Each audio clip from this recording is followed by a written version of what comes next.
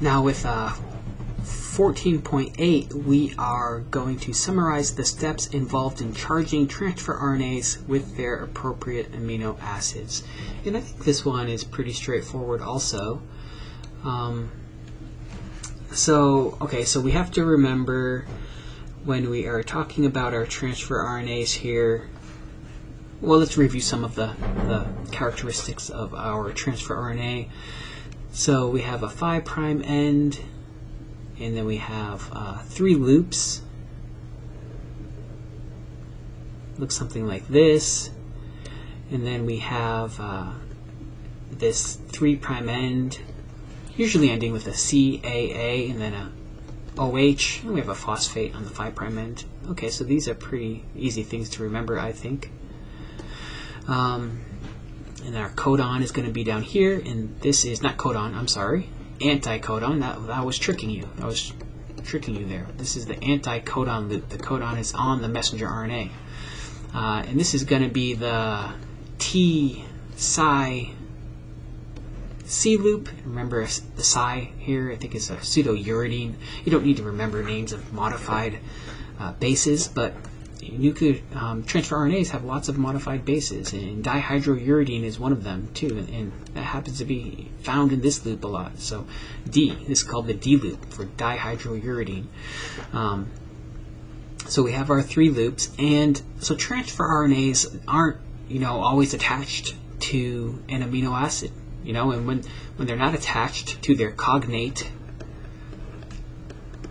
would be, it means connected, but they have connected to a specific amino acid, the cognate amino acid for that transfer RNA.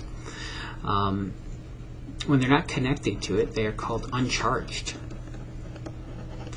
And when they're attached to it, well, they're called the opposite. They are called charged.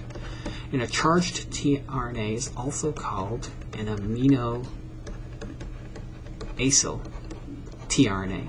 So an uncharged tRNA is just a tRNA, and charged is also called an amino acyl tRNA.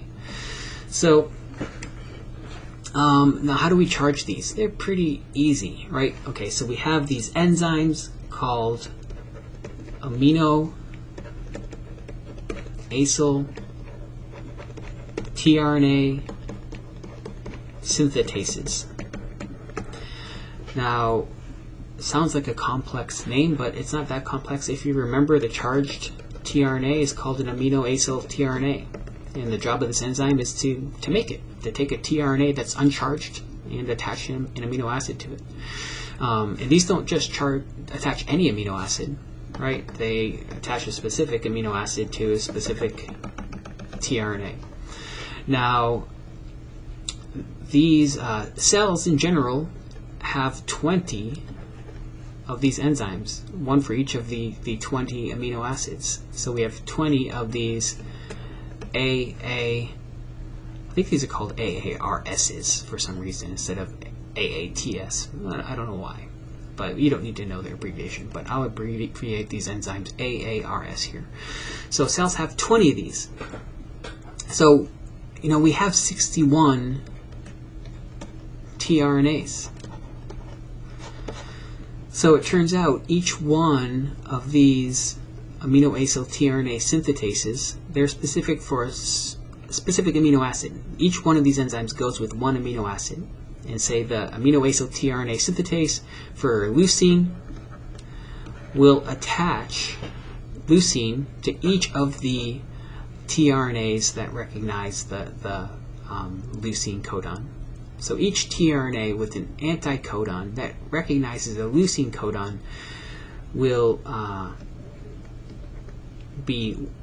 have that leucine amino acid, free amino acid, added to the transfer RNA by the leucine amino acyl tRNA synthetase, right? Okay, so the cell has 20 of these enzymes. Each one of these is responsible for one amino acid, and they add that amino acid to all of the transfer RNAs that recognize codons for that amino acid. Okay, so my light turns off in my office. We have these power saving things that Illinois State University, and if I don't move around a lot, my light turns off every 5 minutes. It's really annoying. Okay, so I think that's a lot of stuff right there, a lot of information on how these are charged, but I think we just need to cover one more thing. So essentially we have amino acid, a free amino acid, and we have the uncharged tRNA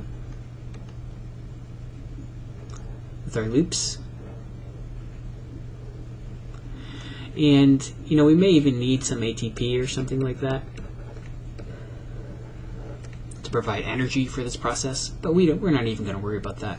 So we just want to know, for us, we just want to know there's an amino acid that goes with this transfer RNA. There's a hydroxyl group at the end of this 3' end of this tRNA. And we have the AARS enzyme. And at the end of this process, we have the amino acid attached to the 3' end of the transfer RNA. And that transfer RNA is ready to be used in protein synthesis. I drew that a little too long there, but okay. Okay, that's the answer to 14.8.